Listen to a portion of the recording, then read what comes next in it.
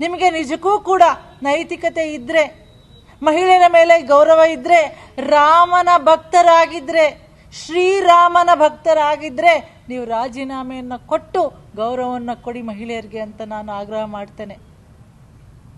ಮತ್ತೊಮ್ಮೆ ಇನ್ನೊಂದು ವಿಚಾರದಲ್ಲಿ, ಇವತ್ತು ರಾಮನ ದೇವಸ್ಥಾನದ ಉದ್ಘಾಟನೆಗೆ ಎಷ್ಟೊಂದು ಜನಕ್ಕೆ ಆಹ್ವಾನ ಹೋಗ್ತಾ ಇದೆ. ನನಗೆ ಗೊತ್ತಾಗ್ಲಿಲ್ಲ. ನಾನು ಮಾಧ್ಯಮದ ಸನ್ಮಿತ್ರರಿಗೆ ಕೇಳ್ತೀನಿ, ಈ ದೇಶದ ರಾಷ್ಟ್ರಪತಿಯವ್ರಿಗೆ ಹೋಗಿದೆಯಾ ಆಹ್ವಾನ? ಒಬ್ಬ ಮಹಿಳೆ, ಒಂದು ಮಹಿಳಾ ಸಂಕುಲವನ್ನ ಪ್ರತಿನಿಧಿಸ್ತಕ್ಕಂಥ ಒಬ್ಬ ಮಹಿಳೆ, ಪ್ರಥಮ ಪ್ರಜೆ, ನಮ್ಮ ದೇಶದ ಪ್ರಥಮ ಪ್ರಜೆ ಯಾರು? ರಾಷ್ಟ್ರಪತಿಯವರು, ಮುರ್ಮು ಅವರು, ದ್ರೌಪದಿ ಮುರ್ಮು ಅವರು ನಮ್ಮ ದೇಶದ ಪ್ರಥಮ ಪ್ರಜೆ. ಮಹಿಳೆಯರಿಗೆ ಗೌರವ, ನಮಗೆಲ್ಲ ಹೆಮ್ಮೆ.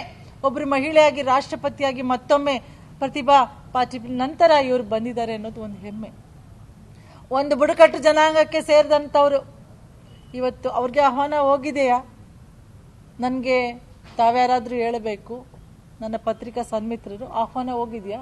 ಯಾವಾಗ್ಲೂ ನಾವು ರಾಜ್ಯದಲ್ಲಿ ಏನಾದರೂ ನಾಡ ಹಬ್ಬ ಮಾಡಿದ್ರೆ ಅಥವಾ ಏನಾದರೂ ಮಾಡಿದ್ರೆ ಮೊದಲು ನಮ್ಮ ಗವರ್ನರ್ಗೆ ಹೋಗಿ ನಾವು ಆಮಂತ್ರಣವನ್ನು ಕೊಡ್ತೀವಿ.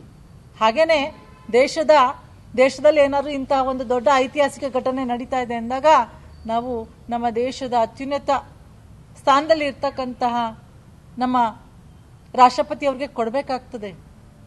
ಸಂಸತ್ ಉದ್ಘಾಟನೆ ಆಗುತ್ತೆ. ದೇಶದ ಅತಿ ದೊಡ್ಡ ಒಂದು ಮನೆ ಸಂಸತ್, ಅದು ಉದ್ಘಾಟನೆ ಆಗ್ತದೆ. ಅಲ್ಲಿ ಆಹ್ವಾನ ಇರಲಿಲ್ಲ ಅವ್ರಿಗೆ, ಅವಮಾನ ಆಗುತ್ತೆ. ನಾವೆಲ್ಲರೂ ಕೂಡ ಅದನ್ನ ನೋಡ್ಕೊಂಡು ಸುಮ್ಮನೆ ಇರ್ತೀವಿ. ಆದರೆ ಇವತ್ತು ಶ್ರೀರಾಮ್ ಅಂದ ತಕ್ಷಣ ಸೀತಾರಾಮ್ ಅಂತ ಹೇಳ್ತೀವಿ ನಾವು. ಸೀತಾ ಮಾತೆಯನ್ನ ಜೊತೆಗೆ ಇಟ್ಕೊಂಡಿರ್ತಕ್ಕಂಥ ಶ್ರೀರಾಮನ ಪಕ್ಕದಲ್ಲಿ ಸೀತಾ ಮಾತೆ ಇಲ್ದೇನೆ ಶ್ರೀರಾಮನ ನಾವು ಊಹಿಸ್ಕೊಳ್ಳೋಕೆ ಸಾಧ್ಯನೇ ಇಲ್ಲ. ಅಂತ ಒಂದು ಐತಿಹಾಸಿಕ ದೇವಸ್ಥಾನದ ಒಂದು ಉದ್ಘಾಟನೆಗೆ ನಮ್ಮ ರಾಷ್ಟ್ರಪತಿಯವ್ರಿಗೆ ಆಹ್ವಾನ ಕೊಡಲಾಗಿದೆಯಾ? ನನಗೆ ಗೊತ್ತಾಗ್ಲಿಲ್ಲ. ದಯವಿಟ್ಟು ಇದನ್ನ ಆಲೋಚನೆ ಮಾಡೋಣ. ದಯವಿಟ್ಟು ರಾಜಕೀಯ ಮಾಡಬೇಡಿ. ಈಗಲೂ ಸಮಯ ಮೀರಿಲ್ಲ, ಇನ್ನೂ ಟೈಮ್ ಇದೆ. ಈಗಲೂ ತಾವು ಹೋಗಿ ಒಂದು ಆಹ್ವಾನವನ್ನು ಕೊಟ್ಟರೆ ನಮಗೆಲ್ಲ ಕೊಟ್ಟಂಗೆ.